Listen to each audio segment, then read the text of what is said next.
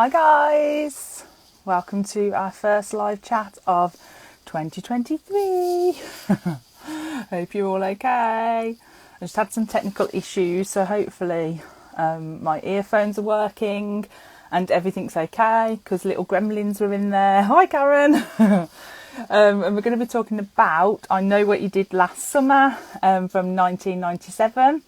I'll just add everyone in. Bear with me a second. Always worry I don't do this right when I add people in. And I think, oh, did the right people in? Because once I sent an invite to the wrong person. That has happened before. Hello? Hi, Marissa. Oh, I can't see you. Sorry. You can see. Hi, Brooker. Hello. Yay! We can see Marissa now. Woohoo! How are you guys? You all right? Good, yeah. Yes. Yeah. All right. Yeah. Can you hear me? Can you hear me okay as well? Because I had little gremlins in the system and like who just wouldn't go away. Yeah. So, Yeah. I can hear you. yeah. Unfortunately, Emma can't join us. She's not feeling very well, so so it's just the three of us. I almost said then we're going to have a threesome, but yeah, are you? Woohoo! Anyway, we won't go there. But yeah, so poor Josh, he's moving house, so he's like all stressed out at the moment with moving, and poor Emma's not feeling very well. So we miss you guys. Feel better soon, Emma. This is just suspicious. I feel like you're giving people alibis and they're doing something, hiding a body in the ocean or something right now. Yeah, I definitely get those vibes from them both. I think they're like conspiring. They might even like be behind me. I'm scared. Oh my goodness. I know, can you imagine? So we're going to be chatting about I Know What You Did Last Summer, which was released in 1997. So we have got tonight, we've got Brooker, so he's got us all hooked. Brooker. Yes. I'm here all week with my hook jokes. Yes. And Narissa's with us and she's got a hook to wield. This is the best I could come up with. And it's so bad. But I'm Shelley and I was trying to think of another hook pun. I really was trying. That didn't imply I was a hooker or like Captain Hook or something like that. So I googled the meaning of the phrase hook, line and sinker. So I was going to try and do something funny with that. But I accidentally stumbled across some erotic book called Hook, Line and Sinker. Which apparently, no, but it's really weird. The blurb of this book was King Crab Fisherman Fox Thornton has a reputation as a sexy, carefree flirt. Everyone knows he's granted good time in bed and out. Yeah, I'll stop there. But he was a fisherman as well, so I thought, Oh my goodness. yeah. So now my view on What else you've been searching that came up rather than just I don't general know, I fishing? swear. I put hook, line and sinker in and that's what came up. So, yeah, my view on our killer fisherman now has been slightly warped because I'm a bit like, oh. Yeah, so I had to delete my Google history there just in case. But yeah, so I Know What You Did Last Summer was released in 1997. Four young friends bound by a tragic accident are reunited when they find themselves being stalked by a hook-wielding maniac in their small seaside town. Raj just put the fisherman has a seedy past. Yes, relevant to both. SEA. Yeah. And Kevin Williamson wrote the script before Scream, but was unable to sell it. So following the big success of Scream, Columbia Pictures immediately brought I Know What You Did Last Summer. Now, I think that's pretty amazing, really, that he wrote this before Scream. I kind of was quite impressed. That's interesting. Yeah. Yeah. So is I Know What You Did Last Summer. You've both seen I Know What You Did Last Summer before, haven't you? Both of you. Oh, 100 times. Yeah, Yeah. no, probably not that word. And I know you did a podcast episode, was it for Dustin's podcast, Brooker, where you chatted about the book and the film. So I knew you'd seen it before. But Yeah, Dustin made us read the book, and I think the book originally came out in like the 70s or something like that. But it was kind of like readapted for the 90s, so that's what we read. It was like this 90s re-release of it. Yeah, because she does that, doesn't she? I think the writer Lois Duncan, isn't it? She kind of like redoes the book every few years or every whatever, just to bring it up to date, I think, or so. I think So they I've heard. redid it. They did a modern update. They re-released them, early 2010s, I think. But then she passed away 2016. I think. Oh, okay. Oh, I Yeah. didn't realise that she'd passed away. I just thought she'd lived forever. Oh, bless her. Mhm. Oh, Raj just put she loves the book. Have either of you read the book or? Yeah, a long Oh, time ago, like not long after I saw the film, like probably 99. So yeah, when I was like 13, so yeah, a long time ago. Can't remember a and huge deal about it other than it being different. Yeah. yeah, and of course Brooke had read it. You just mentioned that for Dustin's podcast. So I've never read the book because I'm too scared to read it in case it's like really completely different. So is it a lot different to the film? Yes. I mean, like it's kind of like this. It's very different in that Mm. it's not a slasher like in the book. Like how the movie is. There is a pretty cool twist in the book that I feel like only works in the book and it wasn't translated to the movie because I feel like it would be very hard to do that. I don't want to spoil the book in case people read it, but Yeah. there is a cool twist in the book that would not be able to translate well to the movie. Like it only works for the book. So like that part was cool, but it's kind of I found it to be like a really odd book. I don't know. Oh, okay. Maybe I might have to read it. She's her writing's more sort of mystery, thriller, suspense, and most of her books were actually written like the 70s, so it's quite a different style than hmm than what was coming out of the pulpy stuff of the late 80s and 90s. She has a definite distinct style, but I think she was a real pioneer of like thriller and suspense for teens, and definitely worth a read. But yes, it's not a point horror of like right. things, but Yeah. Okay, so I'm intrigued. So Jen's just put what's the book of topic. So we're talking about the film I Know What You Did Last Summer from 1997, but we were just chatting about if anyone had read the book by Lois Duncan, which I haven't, but now I really need to read it. I've been putting it off, so it's about time that It's a short I read. did it. Yeah. And she's read the original and it was good. You've got to read it, Shelley. It's different, but defo worth a read. Yes. Okay, I'm going to do it because I have got it, believe it or not. I've got it. It's the classic, isn't it? I've got it, but I haven't read it yet. So do you remember the first time that you watched I Know What You Did Last Summer, Brooker? Yes. I'm laughing because I know. Yeah. Oh, dear. So just so you know, Shelley, Narissa's been sending me threats in little notes all week, like what our characters have. I Know What You Did Last Summer style.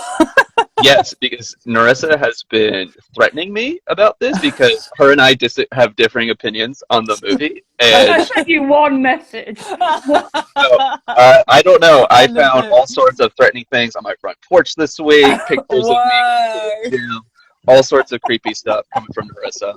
However, so the first time I watched this movie, I Know We Did Last Summer.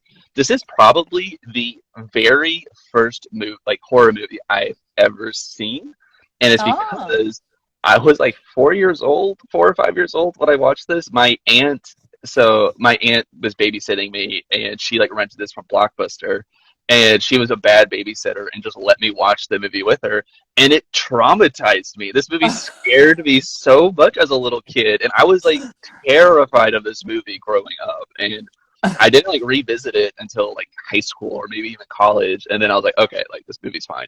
But I was like a very, very little kid. My aunt let me watch it, and when I told her that I still have that memory, like that's how much it scarred me, she like feels terrible.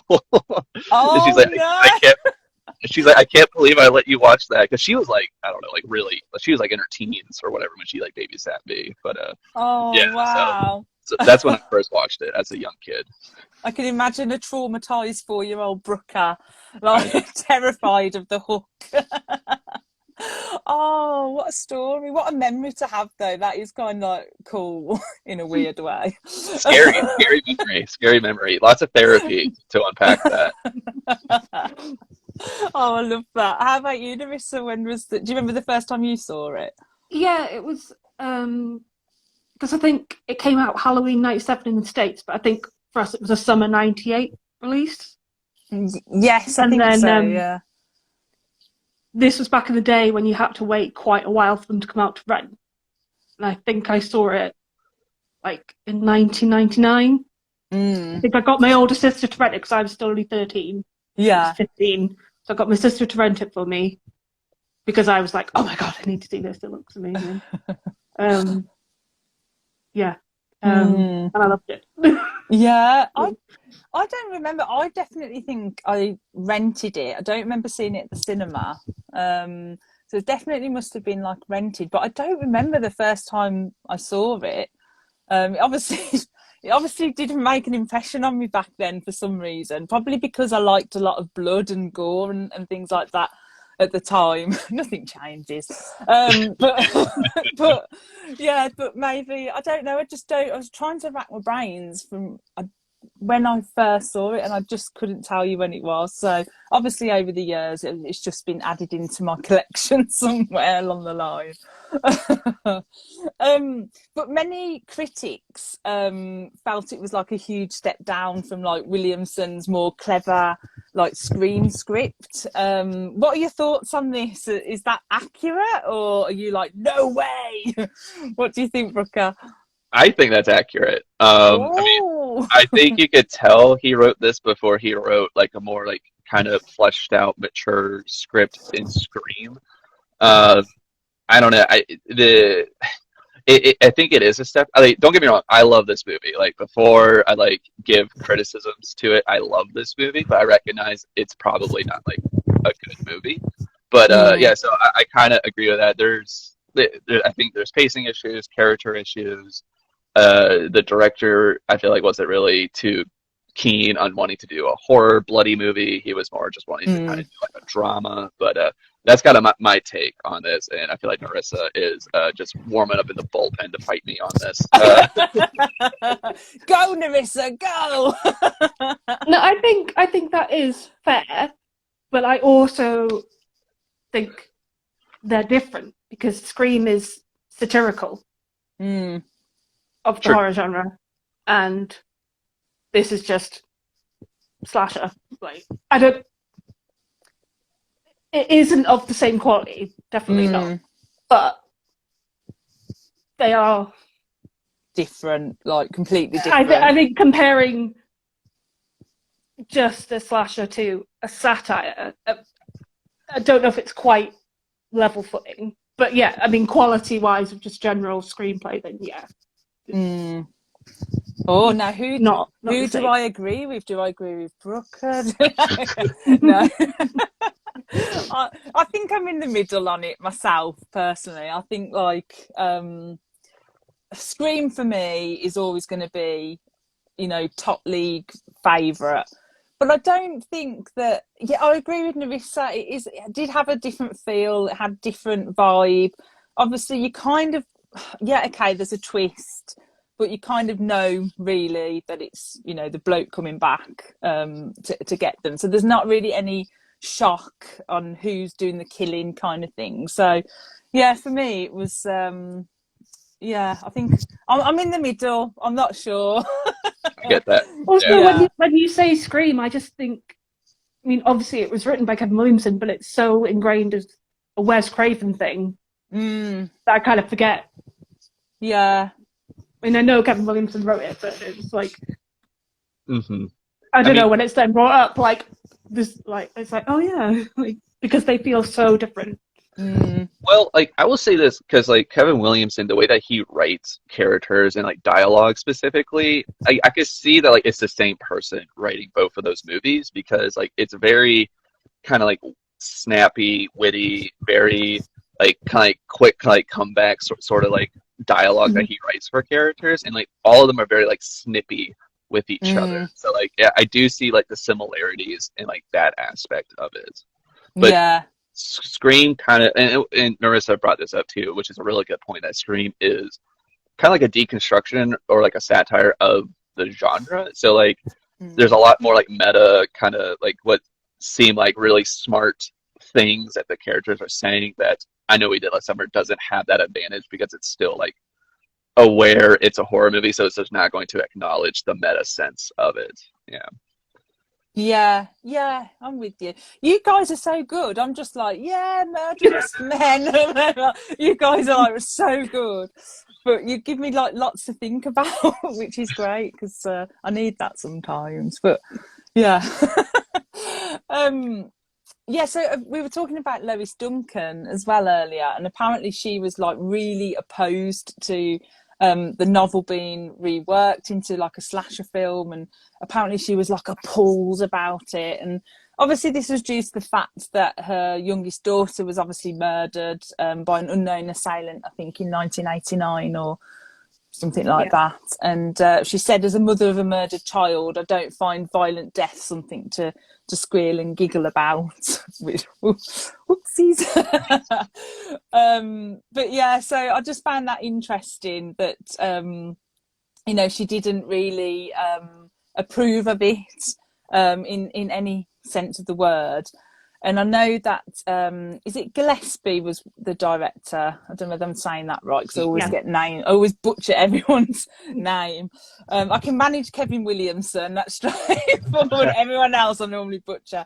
But he chose to virtually keep like no on-screen blood, as he didn't want the film to be like overly bloody or in terms of violence. And I think even the scene with Elsa, so the sister in the department store where the throat was slashed, I think originally they tried to film that from behind, so there wasn't actually any blood, but they couldn't get it to work or something. So they ended up putting a big slash of blood in that scene. But, yeah, Josh actually shared an article with me that he wrote where he spoke with the director, and yeah, it seemed like for him, I'll share it with you, Rebecca. I'll pop it up in my stories after the chat but as yeah, well. he wasn't. It did seem like he like Rebecca said, he wasn't necessarily interested in.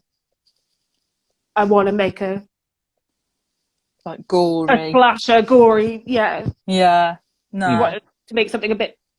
Seemed he was a bit more interested in making something a bit more human dilemma. I can't remember the wording, but it was more along those sort of lines. Yeah. Then I'm going to make a gory slasher film. A lot of the tones of the film as well, like the colours and stuff, is like kind of blue and dull and things, which kind of, even if there was a lot of blood, it would kind of dull that down in my opinion. But would you have preferred more bloody scenes, like, or do you think it worked quite well? What do you think, Narissa?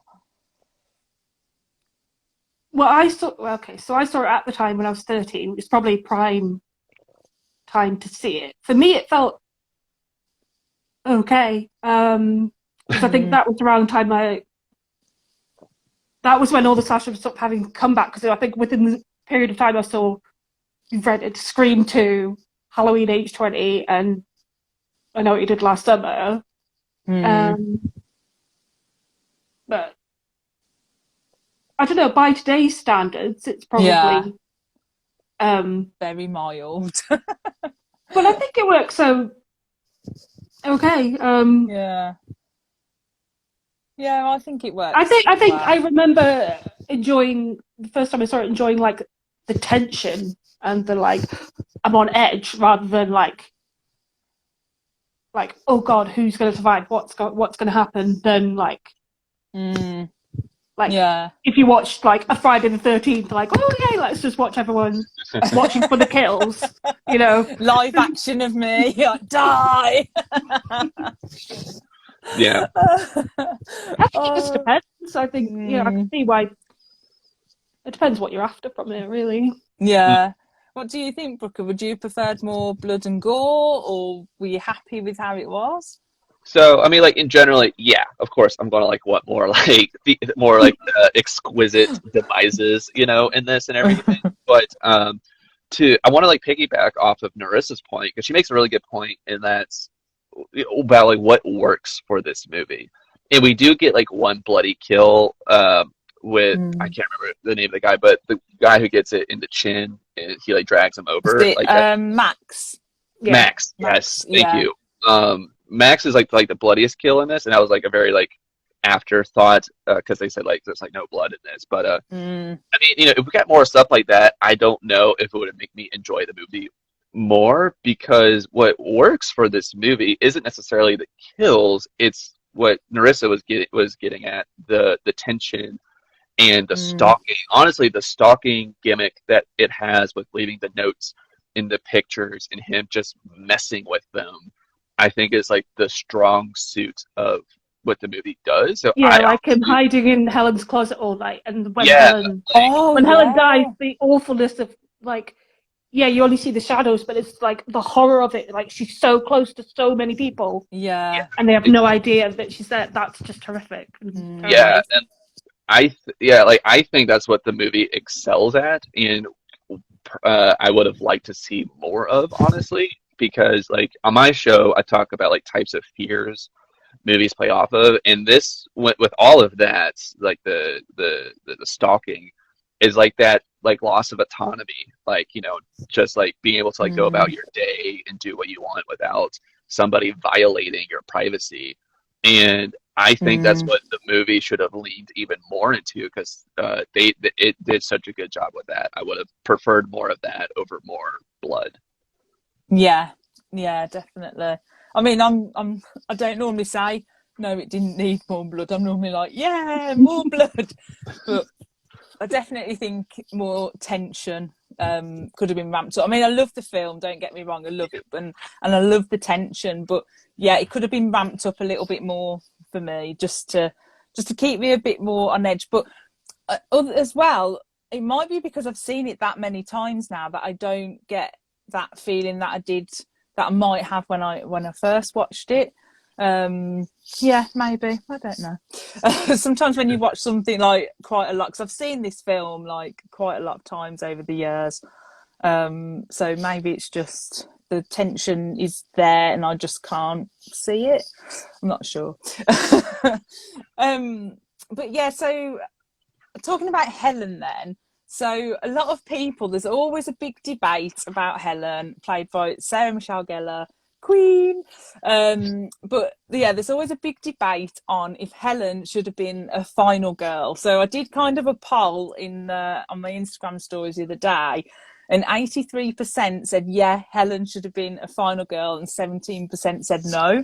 So there was some no's. I was like, oh, interesting.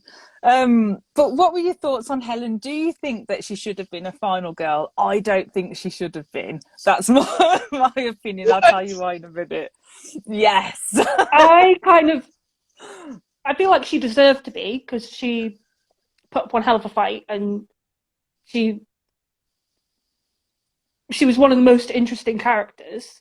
Um, but I also, but I get why, because then it's more like impactful when she gets killed, and but then it's also kind of like I was thinking about this earlier that the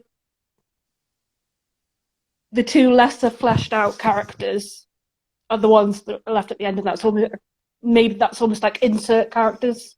Yeah. Like what I mean by insert character. Yeah, Yeah. you can imagine yourself in that position rather than. Yeah. So I wonder if it, but Mm. I think Helen was one of the most interesting characters, and I think, Yeah. but I think I've said this to Brocker. I don't know how much of that is down to script and how much or direction, and how much is just the fact that I think Sarah Michelle Gellar is probably the most talented Yeah, member of the cast. yeah, definitely. Do you think she should have been a final girl though, Larissa? What do you think? Should she have been that final girl and not Jennifer Love Hewitt?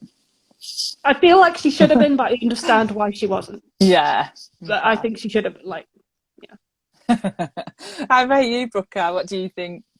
Yeah, I definitely think that she should have been. I mean, like, I kind of get why Julie is, and I agree with everything Narissa said. That, like, am I blinded just by like Sarah Michelle Gellar being like the most talented actor in the Amazing. movie? And you could say the same thing for is it Felipe or Ryan Philippe? That's it.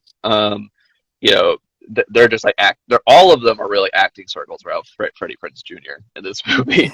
But I mean, thinking about the classical sense of final girl from like Men, Women, and Chainsaws essay. I mean, like, the character Julie makes sense to be a final girl in that like she's different in the sense that like she's the only one that like really feels guilty about like what they did, and like she has like this broader or bigger moral compass than them, and she like wants to do the right thing, but everybody else is like selfishly wanting to like find a way out of it.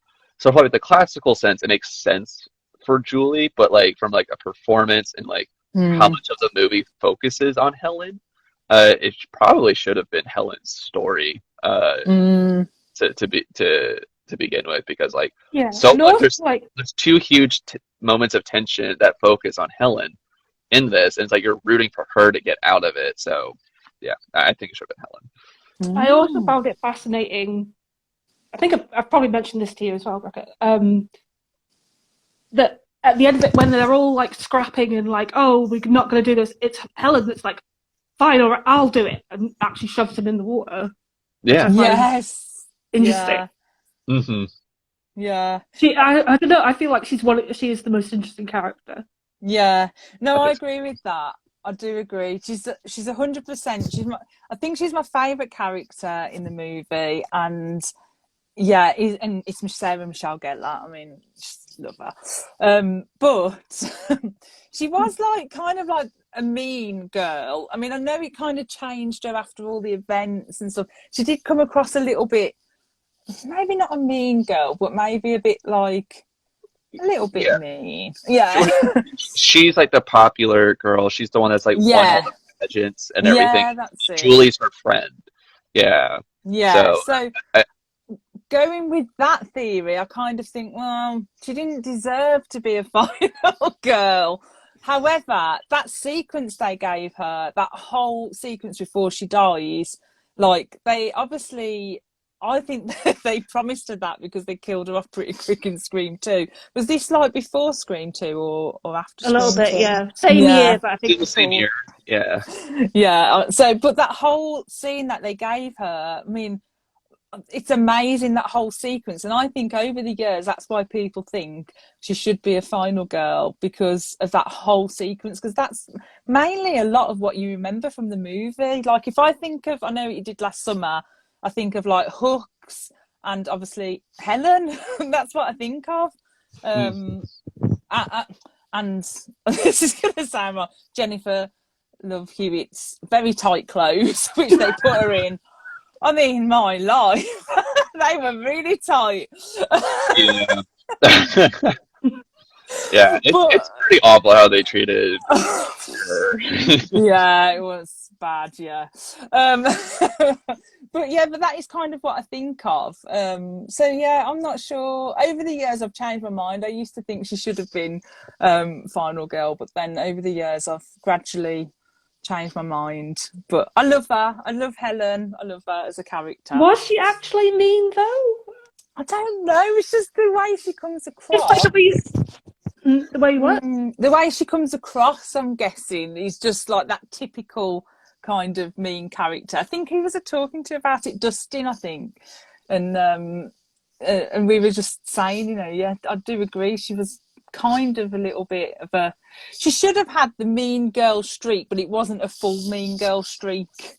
See, If I that don't makes see that. I mean, sense. yeah, she was doing the beauty pageants and stuff, but that was like, I think Yeah, that was going to be her ticket out. You yeah, know, that's true. away from like being stuck in this family business and this dad that's clearly Mm, like It, he seems to be an alcoholic and stuff. And like, yeah, she did say a mean comment to her sister, like, "Are you but going out and get drunk mm, tonight?" But it's also like, her sister was a bitch. Like, it's yeah, not no, Elsa fair that's to her. is true. awful in this. Elsa's the mean girl in this movie. Yeah, yeah. Actually, I agree with you there.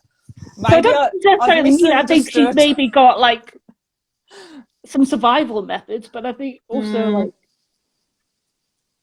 Yeah, yeah, maybe she could be a bit mean sometimes, but I didn't view her as.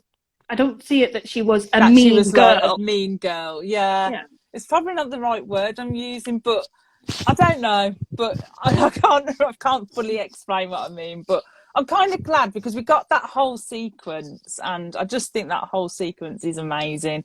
hmm And Sarah Michelle Gellar in those scenes was phenomenal.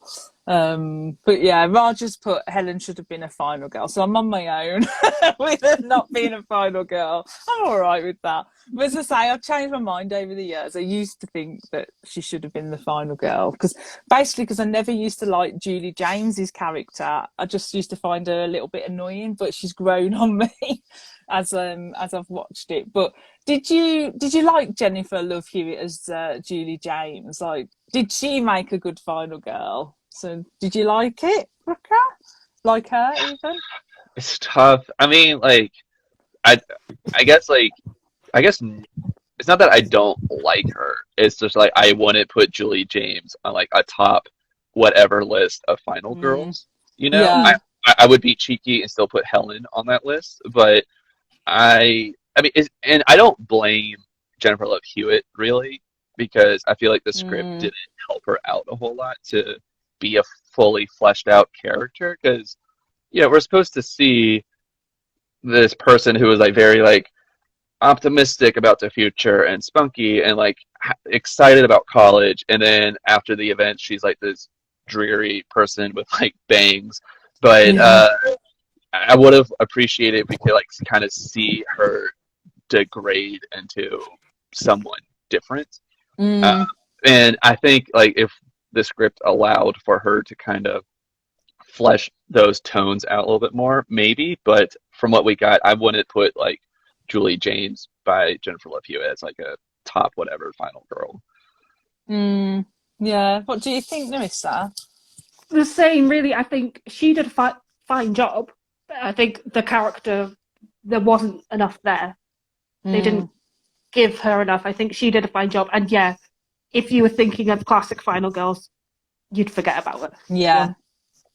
Yeah, that's true. It's like Raj has just put Julie was a wet leaf at times, and yeah, that's kind of how she came across. And yeah, it was a shame for Jennifer Love Hewitt, really, because like obviously I've seen her in other things after this film, and she's so much better than what they gave the lines they kind of gave her sometimes in this film and the character. But yeah, she used to get on my nerves a lot. I remember when I first used to watch it, but then over the years she warmed on me. I just feel a bit sorry for her sometimes. Bless her. Bless her. Um so you mentioned about Freddie Prinze Jr.'s character earlier, Brooker, so Ray. So recently I saw an interview where Freddie Prinze Jr. stated that the studio picked him for the role and the director made it very well known that they didn't want him in the role and kind of like made his life a little bit hell on set, I guess. Oh Yeah, bless him. So do you think he was a good choice for Ray, no. Brooker? No, I mean he looks like a lost puppy dog the whole movie. Oh, yeah. Yeah, I mean I don't have too much else to say besides no, like he's just be like the whole rest of the cast is just acting circles around him in this, and Mm. he literally looks like it still kills me. Is like when they hit the guy and he finds the boot and he just lifts up the boot and he's just like, he does that face, and it's like oh my, this dude looks like a lost puppy dog, poor guy. Yeah, so no, I mean Oh. I'm sorry. I feel bad for saying that. Don't you think though, like that, like I can't unsee obviously him being Fred in Scooby Doo. I can't unsee it anymore. Like when I No, see but him we get act. half a Scooby Doo in this movie with Sarah Michelle Gellar too. Yeah, Oh yeah, yeah. and in So what? Scream we get Shaggy. Yeah, so I can't unsee it. That's all I see because obviously he played that. He did play Fred well in Scooby Doo, but every time I see him act now, that's all I think of. But obviously because he played it so good there. But what about you, Larissa? Did you like Ray or Freddie Prinze Jr. as Ray? I don't think he's great. The thing is, I don't dislike him because I feel like I kind of can't picture anyone else in the role. That's not to say like he was like someone else probably would have been better, but I don't know. And I feel bad because he seems like a really nice guy, like in Yeah, real life. But the acting's yeah. I not so mean, great. yeah. But I did wonder, but then I wonder if this is me overthinking it. But like later on, not the beginning, but later on, like when they all meet up again after they've been getting the notes and everything, if maybe he seems a little bit like, oh, if maybe his acting's a bit like that because the character is trying to doesn't want them to find out that he's been Oh, seeing, like yeah. going, yeah. But then it's like, was that intentional or is that me looking a bit too much, trying to give a bit too much credit because earlier No, in the you've film it got, was kind of the same sort of performance. yeah, you've the thing is got a that good point. we can't give him much to he Oh, bro. can't handle. Oh, Brooker. Oh, I'm here. I'm here. I'm here. Oh, oh.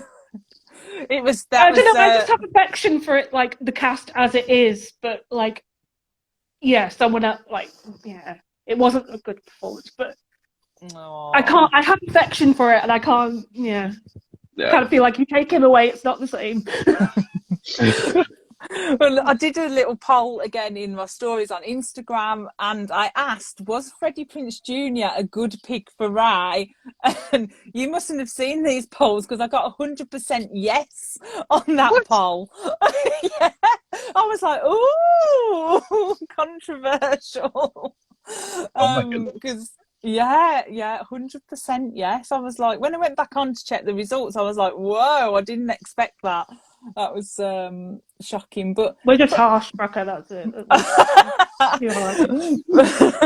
but I mean, he's a very good looking chap. He still is a very good looking chap. So, and he was like, a hot pick at the time, basically, wasn't he?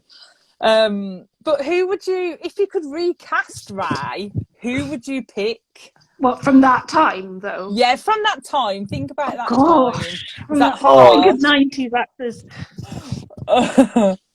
Shall I let you Oh, think? Shall I let you have a think? And then I'll Yeah, ask you come again at back. the end. Come back with that Okay. So Ryan Philippe, I think you say it, plays I think obviously. it's Philippe. Oh, is it? Philippe.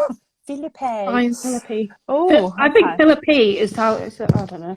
I Oh, think I'm that's not how sure. I heard it said. Yeah, Mostly. we'll just call him Ryan, like we're mates.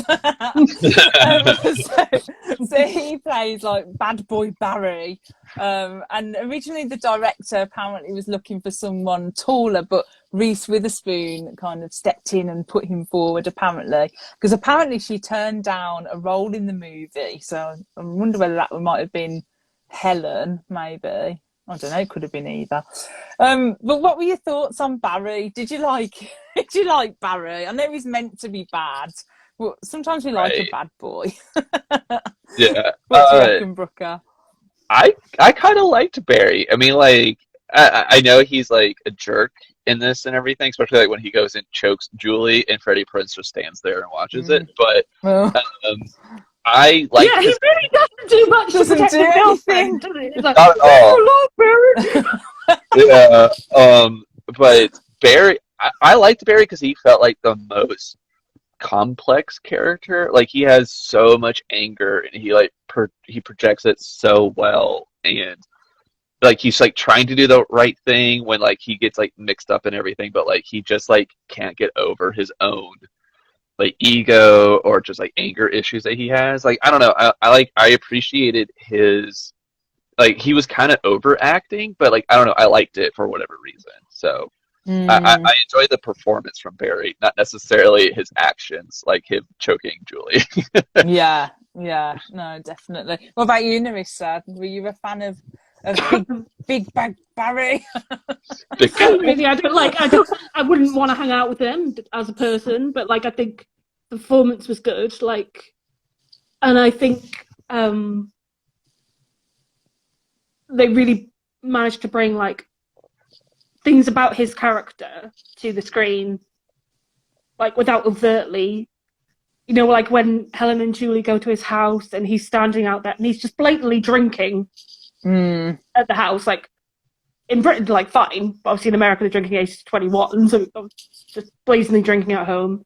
And Helen like calls him a prick. Yeah. And he just gives her a look, like, and she Yeah. goes, so it's obvious that like, oh, he has a temper Yeah. that you don't want to.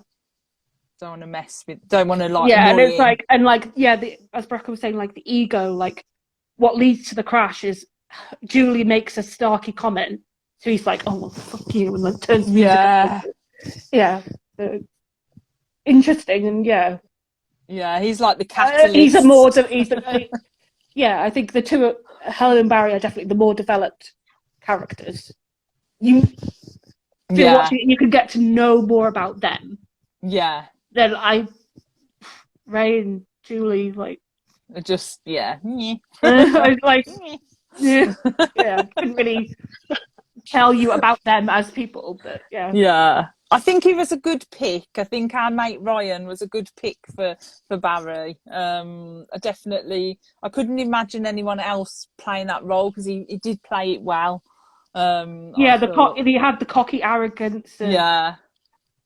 It's like it's like Cruel Intentions. He plays a really cocky character in that, and you know that such a good film, but he doesn't really act any different. But he plays it well, so he plays a bad boy really well, and I kind of like that. Yeah. And I did a poll again in stories, and I said, should we let Barry off the hook? 27%. Do you like my hook puns? I'm here all week with my hook puns.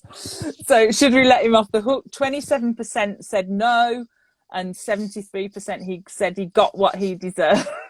But still, like, I thought there'd be more that said that he got what he deserved, to be fair. Like 27% saying let him off the hook is quite a lot.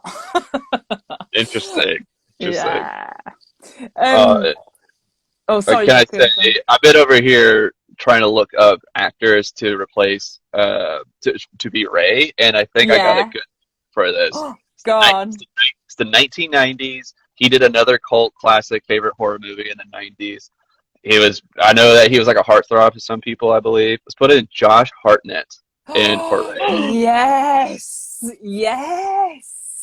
Although, do you think? I don't know. I feel like he would have been a bit but like, too I feel much like of a bad boy. Do you I feel think? like he wouldn't fit with the others. I don't know. Well, isn't Ray supposed to be not fit? Because he's the poor one out of the group. Like his parents don't, or like the fancy lawyers and everything. Yeah, but whether he convey like Ray seems a bit like ooh, and I don't know. Josh Hartnett's like big and tall, and I don't know. Freddie Prinze Jr. I don't know. I feel like he's got too much of a presence. He's got too much of a presence. I don't know. But yeah, I can't separate him from the faculty and just like taking charge and being like, right, fuck this shit. And Ray's just not that. The faculty was even after this.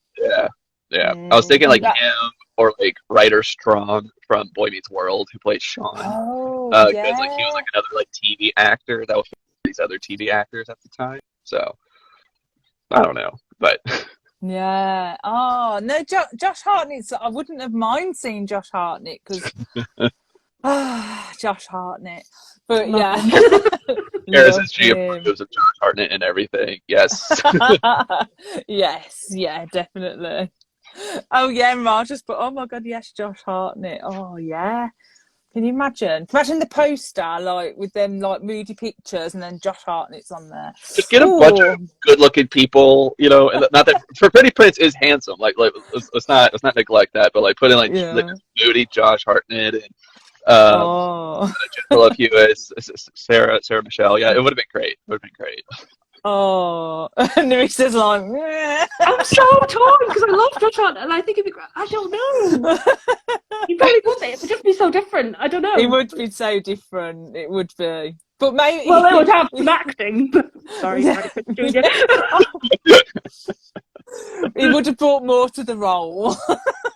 Right. Bless him. So one of my favourite scenes, or not so much favourite, but iconic scenes, is obviously when Julie is at breaking point and she does that twirling around thing and asking the killer, "What are you waiting for?" And obviously that's been in like Scary Movie and things like that. And but even though apparently it wasn't actually scripted, I think there was a kid who won a contest and came on and created that moment for the movie, and it became the biggest part of the movie because everyone kind of remembers that scene. And again, in a poll that I did, 71% said it was an iconic scene and 29% said, "Oh, Julie James, no." So do you have a favourite scene from the movie or a favourite iconic scene that was better than that one, maybe? What do you think, Brooker? Favourite moments or scary? I quickly want to acknowledge Karen in the comments saying that replace every character with Josh Hartnett. Rename it. I know what Josh Hartnett did last summer. Fantastic, Karen. That should be the title of your memoir. But, okay, I'm sorry. Favorite scenes. Funny. For a movie that I'm critical for, there's a lot of like really good moments in this movie. Honestly, I know that like there's that famous chase scene with Helen, but I'm going to go with my favorite moments in the movie with the whole fisherman sneaking into Helen's house and her room, and like that whole sequence is just choreographed so expertly, and then her waking up with her haircut and soon in lipstick on there. It's great. All of that is fantastic. So I think that's my favorite part of the movie, that whole him sneaking into her house and just Yeah. out. Yeah. Yeah, the way he's just hiding in the closet all night, and it's sort of like he's obviously listening to the conversation where Elsa's like berating her, like, "Oh, you and your hair," because she's obviously like, right. resentful of her younger sister, and then it makes us think, was he eavesdropping? Then I went, "Oh, okay, I'll chop off her hair." Like maybe that has been his plan, but he's like, and like so like it's something so like unnerving. Marissa has said earlier about like how, you know, like should this have more blood? If the movie, like the filmmaker, was more concerned with this being like a gory thing, this would have been like a huge bloodbath, like in the morning, right? Her family finding her. But like, I love how like the killer's just playing with his food the whole time in this, and this is great. And I want to say, hey, Jason, like I see that Podzilla just popped in. Hey guys. Hey guys. Did you have a favourite scene, Larissa? Yeah, I love that one, but like I've got favourite scenes and then favourite moments. I do. I do like the moment where they're outside the house. They're like, "Oh, Ray, what are you doing here?" And he's like, "It's after me too. I got a letter." And Barry's just like, "Oh, that's balanced." Like, Julie got a body in a trunk. I got run over. Helen get the hair chopped off. You got a letter.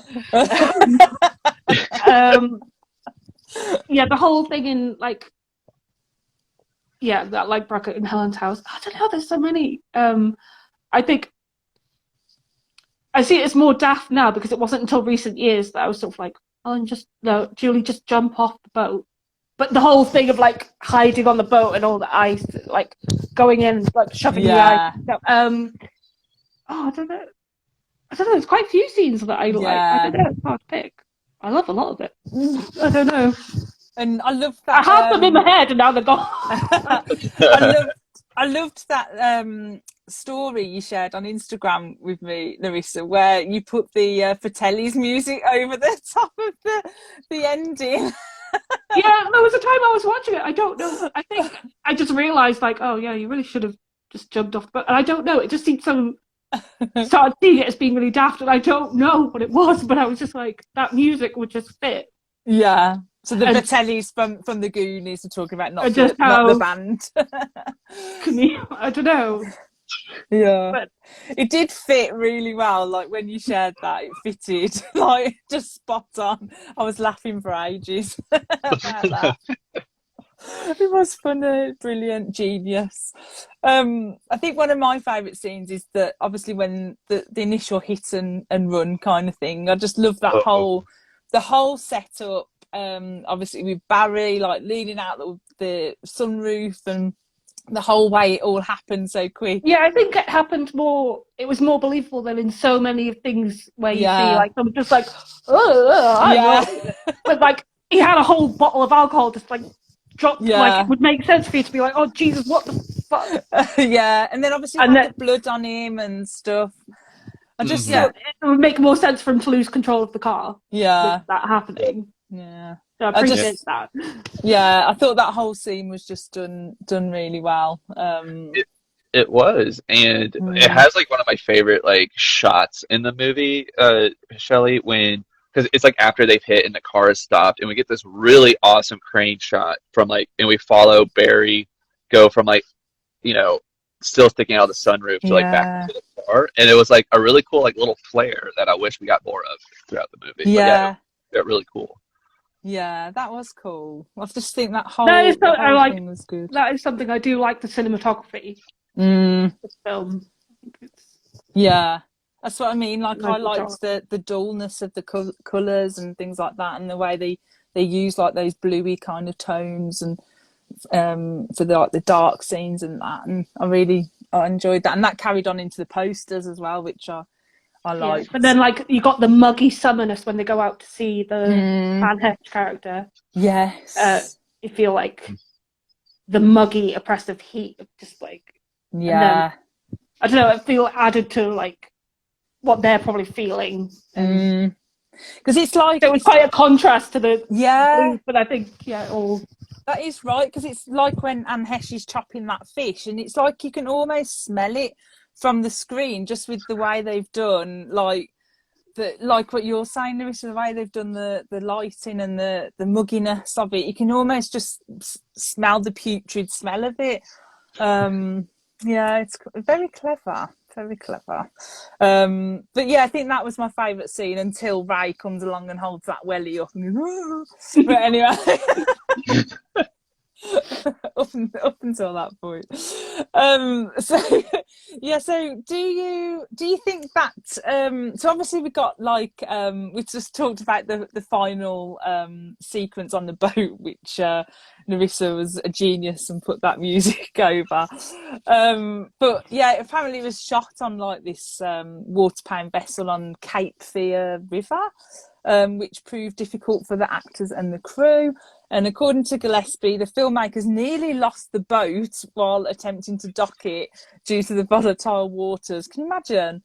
And after which they were forced to leave and shoot other footage the following day because they nearly lost the boat. I think that's hilarious. But obviously, Muse Watson plays the hook-wielding villain. So was he a scary villain, Brooker?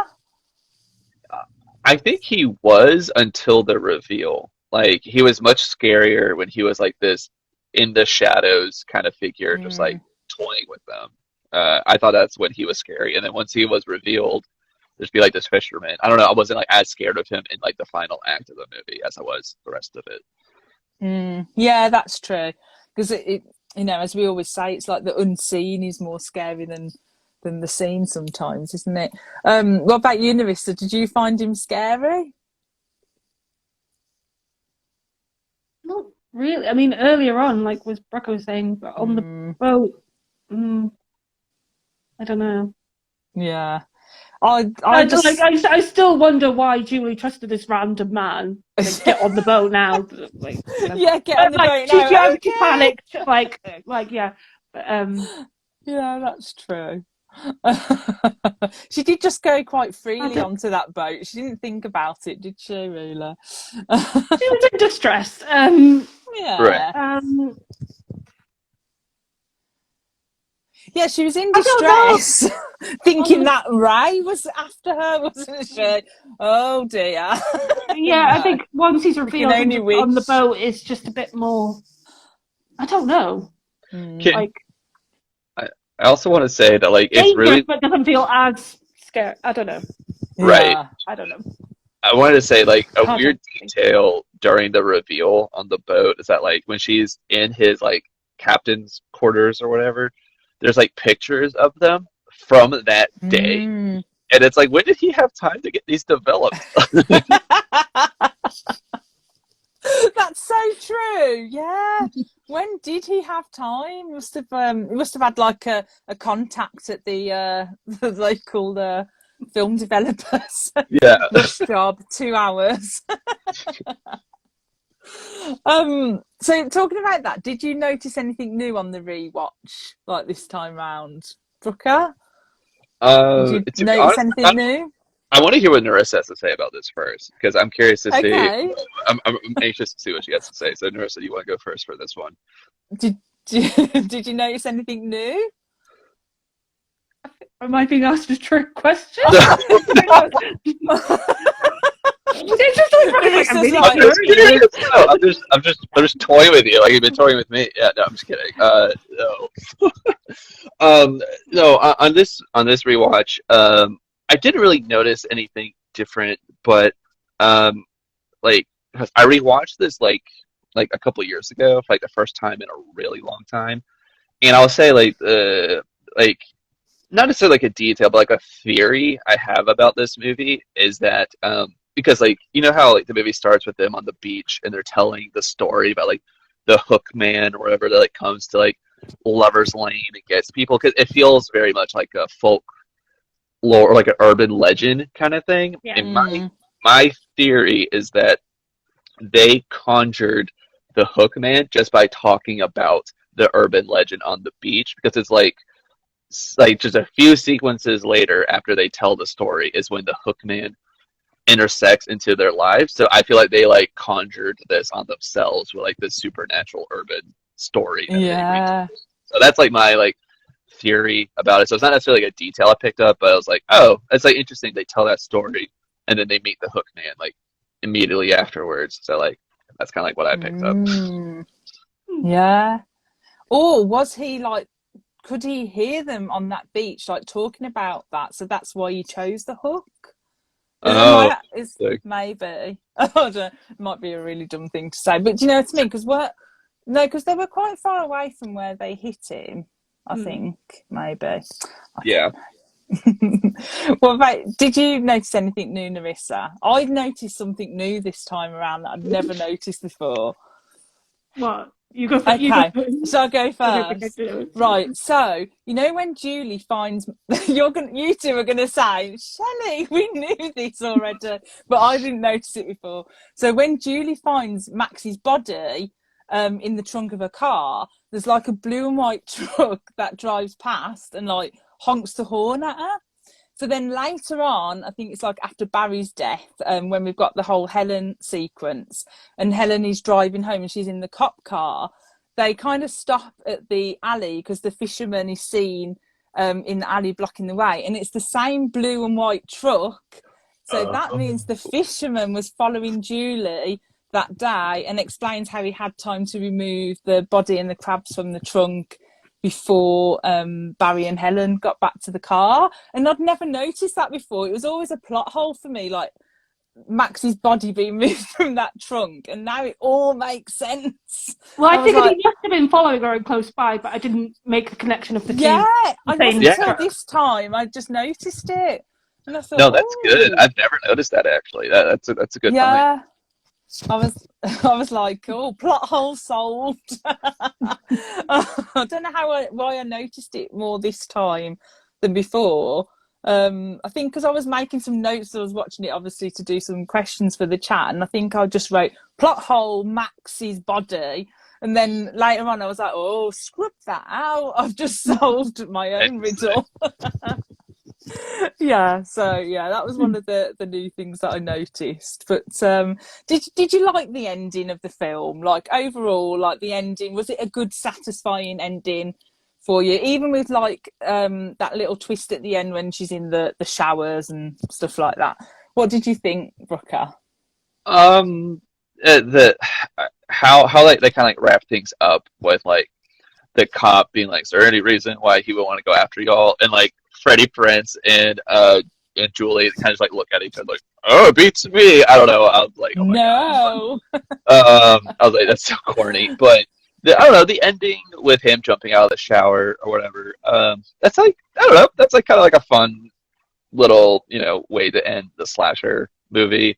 It's kind of annoying how they explain that sequence in the sequel, how like that was just a dream she had. But Oh yeah, I forgot it's about that. so it's okay. I don't know. Nerissa, what do you think about it?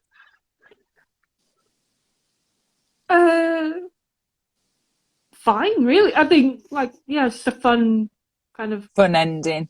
a fun ending, and Yeah, just just like with his body not with it just being the hand and the hook, and leaving it a bit like ooh. Yeah, that was cool. Yeah, I think like just a fun ending, pretty decent, not incredible, but yeah. I'm with you on that. I think it was just pure fun, like a fun ending. Yeah. And I love that touch with the hand and the hook coming up with the Yeah, I net. think if they hadn't had the like jumping out of the shower door, then it wouldn't have been as fun. Like if it just ended like going away from the boat and just cut to credits there. Yeah.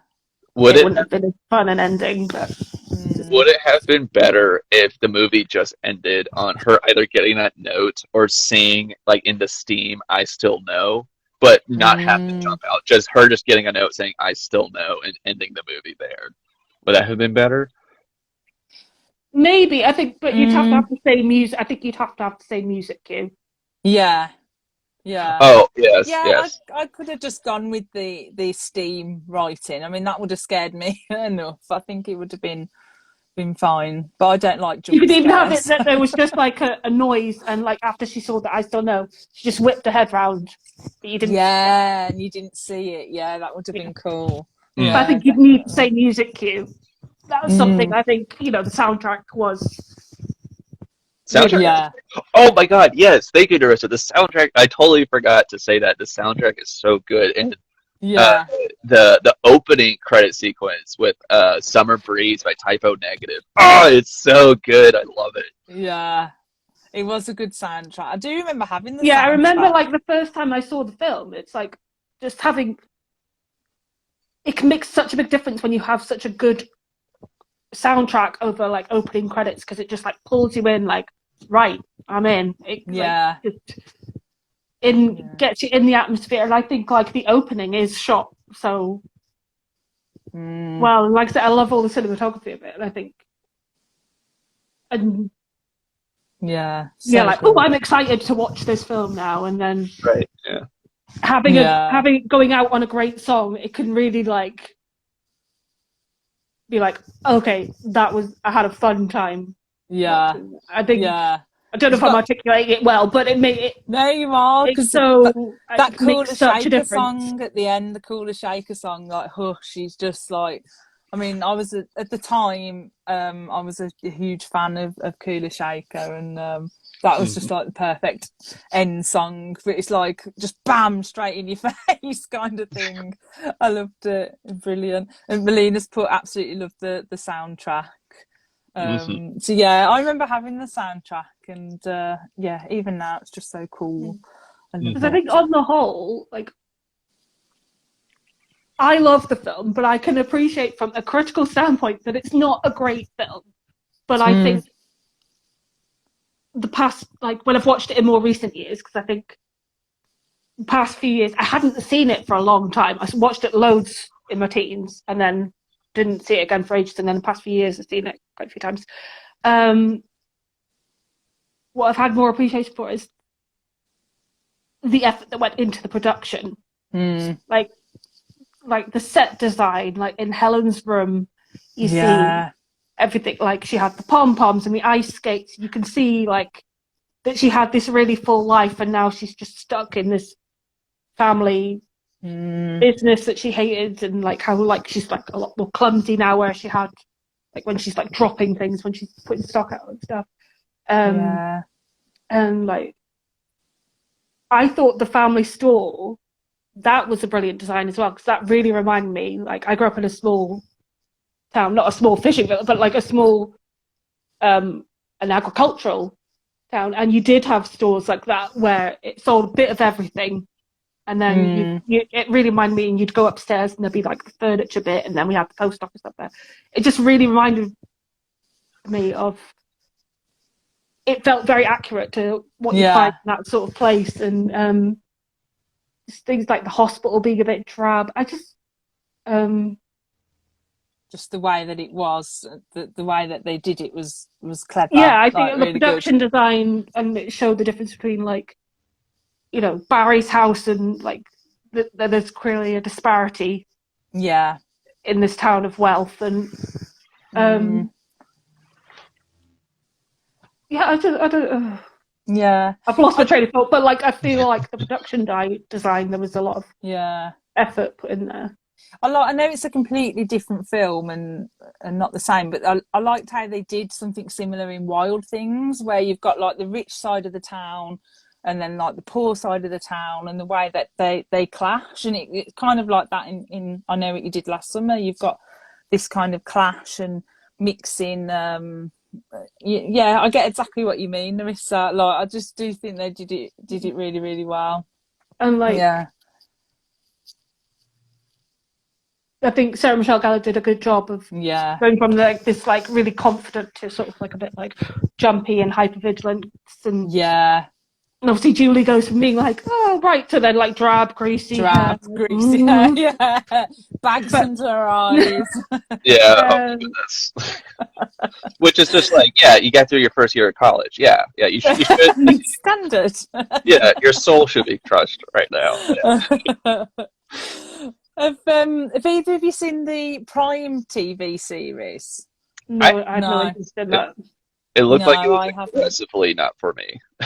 And I'd read, I didn't find out till at the time, because originally Mike Flanagan was going to do it, and he was going to do it in a really respectful way to Lois Duncan. To be like really respectful to her work. I think I shared this with you.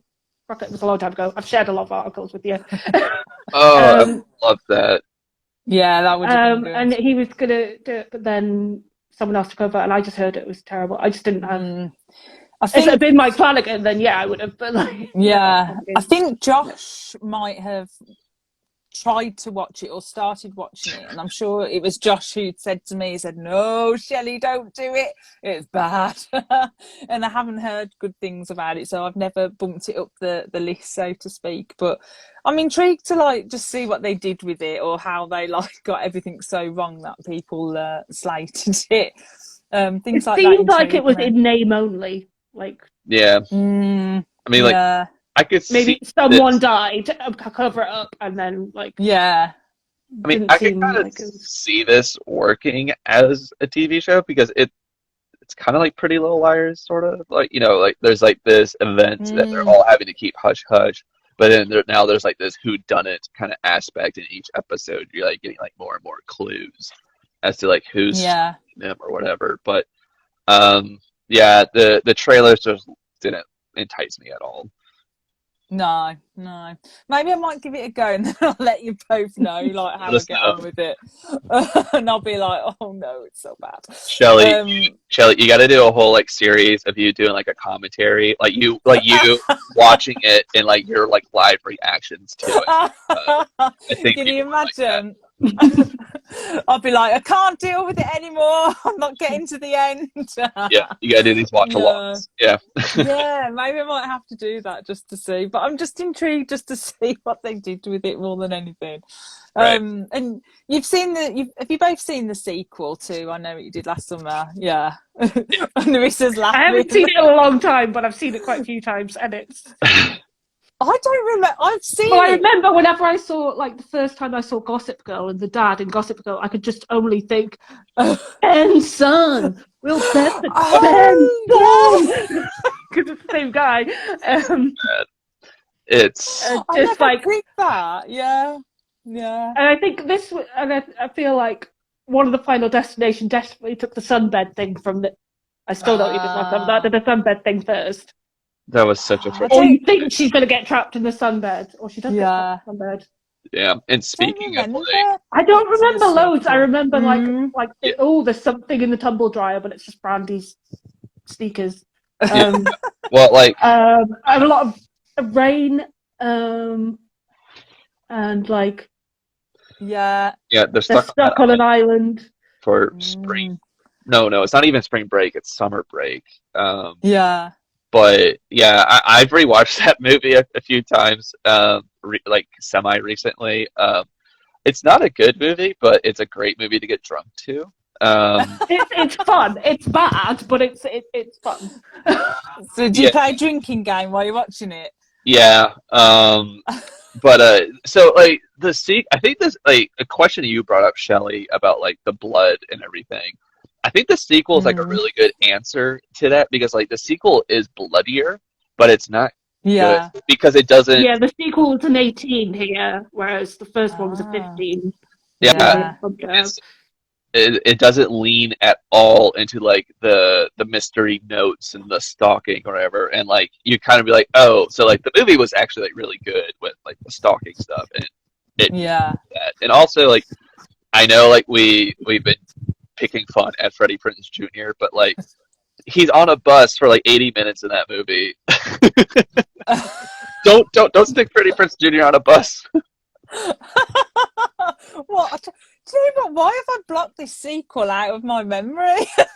There's a reason. I mean, like I agree with Scott that like I see that Scott and Tiffany both. I kind of like the sequel too. Like it's a really like fun, like let's get hammered, kind of movie. But it's not as good as the first one. Yeah, I'm gonna have to rewatch that as well then because I just don't remember anything. I think I've definitely seen it. All I remember is someone crashing through the floor. That's kind of all I remember about it. I don't know. Yeah. Yeah, there's black with dreadlocks in it. So. Well, I'm definitely gonna have to rewatch it because just to understand why I've blocked it out of my memory. Was it a valid block or just me getting old and forgetting? It's probably valid. I can't remember like the full plot. I have definitely scenes that I could tell you beat by beat like what I've seen. But like I know she wins the competition. She goes to an island. It's the revenge plot. Sounds like Scooby-Doo too. I like Monsters Unleashed, but yeah, I love it. Oh, is it Tiffany has put the mystery in the second one is really weak, but it's fun. Okay, I'm going to have to rewatch this, definitely. Maybe I need to know what Brooker's drinking game is before I yeah, I need to dig those out too. Oh dear, yeah. So I'll let you know if I rewatch it. But thank you guys. Thanks for like joining me to chat about this film. Overall, I do love this film. I think it's just such a classic, and I think you two love it as well. Yeah. No, we can have fun at it, but it's a good movie. Yeah. I mean, like it's like 26 years old now, so it's like oh wow. When you think about like how many like cheap like cash grabby like let's make some money off a horror film that there were in the late 90s, early 2000s. There were so many of them, and they're all forgettable. Like so many of them are completely forgettable. There's a reason. That 100%. This one is remembered. Yeah, definitely. I can't believe it's 26 years old. I feel like ancient now. Oh, I don't believe it. But yeah, thank you so much, guys, and do check out Brooker's brilliant podcast, Autopsy of a Horror Movie. It's absolutely fantastic. And do check out Narissa as well. And you do fantastic reading hours of like Fear Street and books like from our Yeah, house, I like will start that retro again. books. But yeah, Yay! I we had can't to take a wait. little bit of a break, which you know why. Yes. I can tell you why. But yeah, just Yeah, but break. do check it out because it's brilliant. And Narissa, just I love the way that you read them. It's very I actually soothing. got a Fear Street in the post today. Oh, I haven't actually. It's one I haven't read. Oh, So I thought that might be fun to do. Oh, good. A live reaction. Yeah, so do check Brooke out and Narissa out. They're very good friends as well. And we hope Emma feels better and hope Josh. I think he's stuck on a train. I did see him pop by. I think he just popped by the chat earlier. But I think he's stuck on a train going between houses at the moment. But they should be back next month. But yeah, and thanks to everyone who's joined in. And I will see you guys soon. Thanks ever so much, Brooke and Narissa. Thank you for having me. Thank you. Thank you so much. It was a lot of fun. Bye. Bye.